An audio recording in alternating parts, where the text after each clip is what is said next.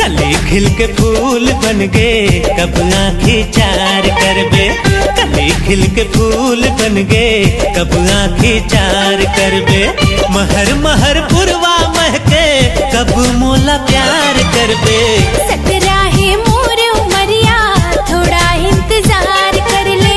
सकराहे मोर उमरिया थोड़ा इंतजार कर ले। 18 के बाद ते अभी जे जोहार कर ले। कली खिल के फूल बन गे कब आँखी चार करबे। सकराहे मोर उमरिया थोड़ा इंतजार कर ले।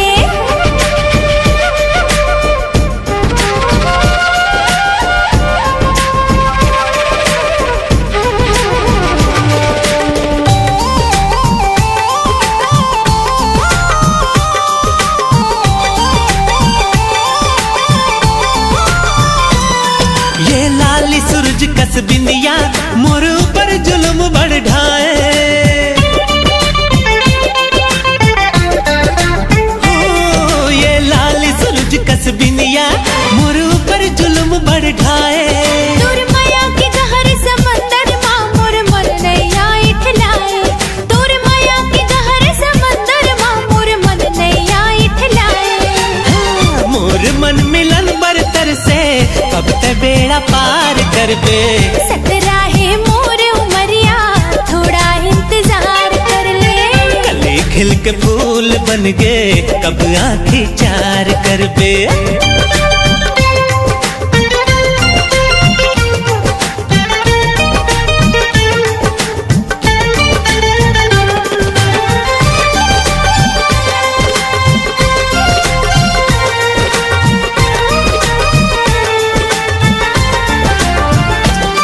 पल पल आवे तुर सुरता सोई मोती दौड़ावे।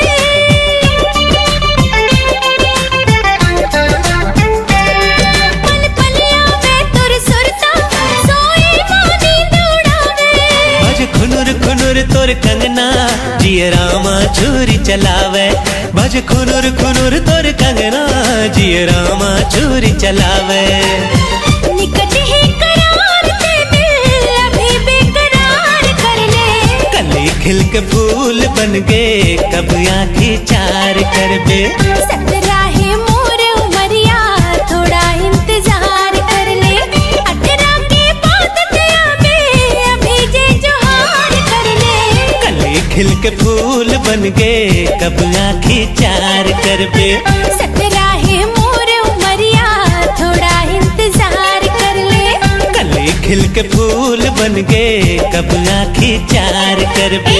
सकराहे मोर उमरिया थोड़ा इंतजार कर ले।